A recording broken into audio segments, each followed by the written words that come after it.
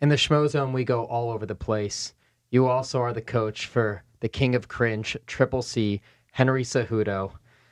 Coach, talk to me for a second, though, please. Before the Cringe Act, he's Mr. American, he's Mr. Olympian. At what point did he transition to the King of Cringe? And what was your role in that act? Oh, yeah. We're going deep. That's a deep one because I was trying to get Henry to kind of come out of his shell for a long time, years, just for the simple fact is look what was happening. Even the flyweights were going to get dissolved at some point because they didn't think they were bringing enough eyes to watch them. So it's like you gotta don't do something fake, but you gotta at least amplify yourself. Like me and him would fight over this all the time, and then you know what I really think it is that Henry won the Olympics, the youngest one ever, the only Olympic gold medalist that year. In the wrestling world, there's nobody that does not like that. And so he would always be, there'd be no trolling in the wrestling world.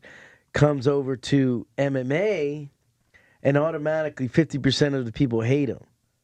They want to see him lose, which is not normal for someone like him. He's used to being the hero or looked at and treated as a hero. So he kind of pulls back on, well, anything I say, everybody says something about me, so I'm not even going to say anything. And I can at least maintain 50% of the fans.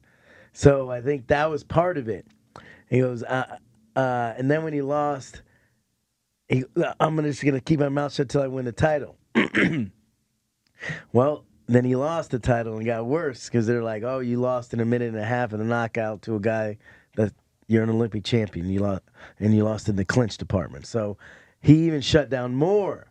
And he wasn't even sleeping for a couple years. He didn't sleep till when he beat Demetrius Johnson. When he fought him the second time, he could sleep again.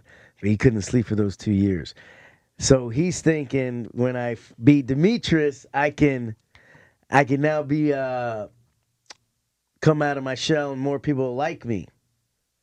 And it didn't work out that way either. So then he was like, you know what? I'm an Olympic champion. I just beat the greatest of all time.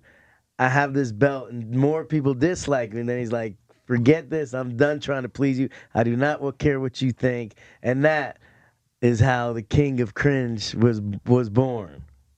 But here's the thing. When you mentioned that you wanted him to, showcase his personality more and amplify himself. So did you expect him to do this quote, like the more cringy route? Or because there's a lot of different routes that I'm sure he could go, right? Yeah, but Henry is cringy.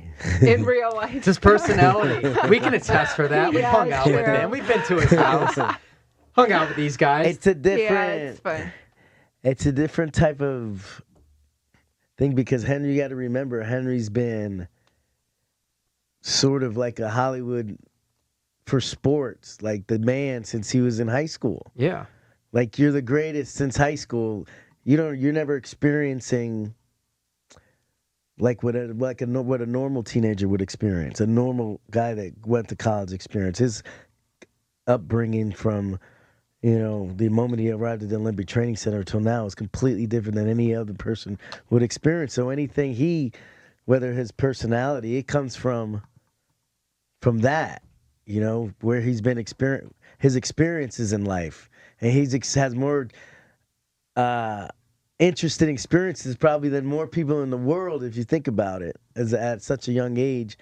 I mean, look at what he's done. So that's part of the cringe comes from him being himself and him being able. And I think part of this is too, when you're famous and like this, you could say anything in wrestling and people would smile. Like when you're on a date with a girl that likes you, you say something stupid or corny and the girl laughs.